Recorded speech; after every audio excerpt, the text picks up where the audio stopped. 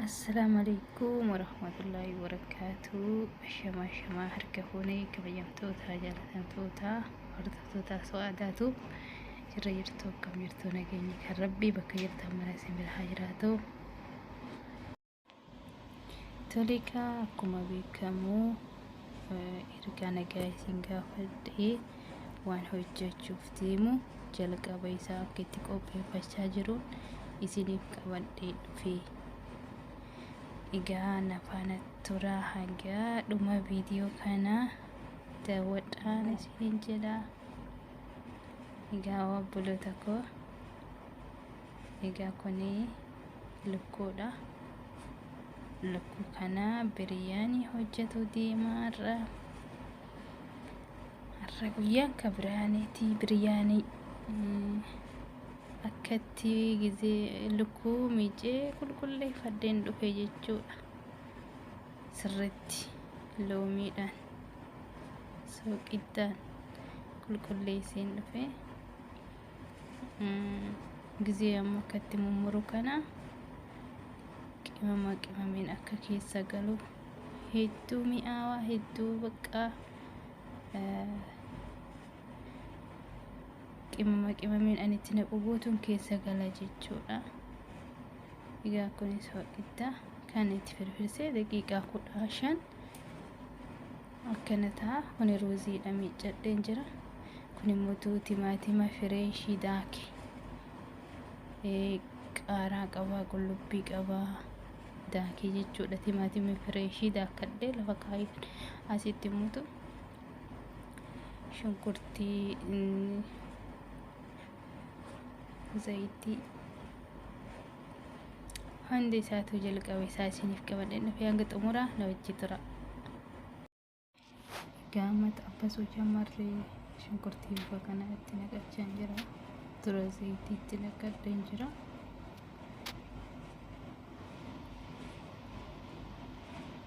Nyaata kamuu keessatti kan dura galu hin beektan kaasinu shunkurtiitu dura gala. Kan walitti qopheeffadhe kana guutuu wal duraa fi wal duubaan itti naqadha.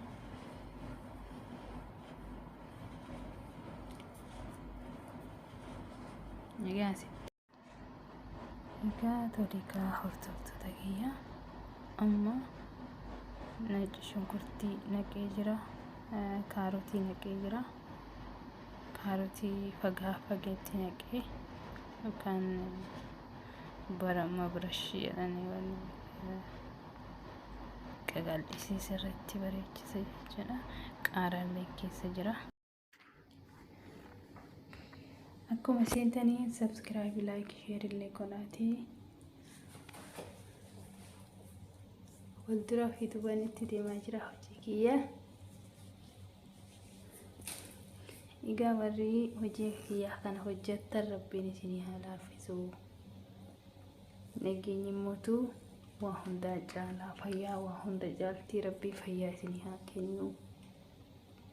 Isin haa jiraachifatu. Egaa lukkuu bifa kanaan hunda itti galchee jira. Kunoo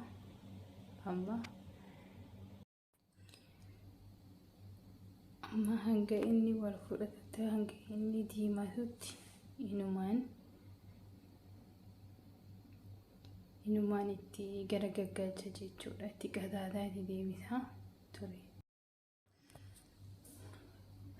Kunoo tartiiba isaatiin amma qimamee itti naqadha jechuudha kan qopheesse. Qimamee kana kan inni itti naqu maqaa yoo isinidha. Kunoo loomii goggogaa jira keessa kaayetti madaamiin isa kana ni jaalatti waan taateef ammallee timaatima kiidaa kama kan duratti isin agarsiise kun amma itti naqaa jira jechuudha. Dura qimamee itti galche ammallee timaatim salsaadha. Hunda isaatu bakka tokko itti naqaa jechuudha. Qimamee osoo egaa inni warra beektan jedhee yaada. Egaa kunoo bifa kanaan qopheessee jira. Tole kaa kunoo lukkuun kiyya tolee bilchaatee jira. Biriyaanii bareedaadha. Biriyaaniin bifa hedduutti xabbasama jechuudha. Lukkuun kuni zayitaan xabbasanaan kan arge jarri Arabaa jechuudha. Garuu hunoo kan nuti Abashaan sirriitti gaa hunoo akkatti qimamii wal fudhachiisaa hojjetaa fi jirra. Isaan immoo zayitumatti gannaqanii lukkuu jiraa kana xabbasanii achi kaanii suuqotti lukkuu jiraa kana darban jechuudha. Egaa bifa kanaan ruuzii kiyyaas qopheeffadhee amma xumurarra jirra jechuudha. Xumurarra jirra. Xumura isaatirratti roozii kiyya daqiiqaa 15 yookaan bakka hedduu keessa dabre bilchaatuu qabu. Biriyaanii warri hojjetan ni beektan jedhee yaada. Rooziin jajjaba ta'uu qaba bakka kanatti. Hanama xiqqishuma bilcheessaan ture. Hangasii hunuma asuma inni asuma ibiddi waluma bira jira waan ta'eef dafee oowwaatti walirratti naqaa jira jechuudha.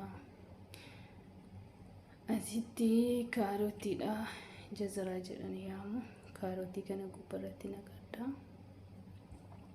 Akkuma isinitti firii baala dimbilaalaa kan ciree jalatti naqee kan isin agartan sun jechuudha. Akkasumas egaa kana fakkaata xumura isaa.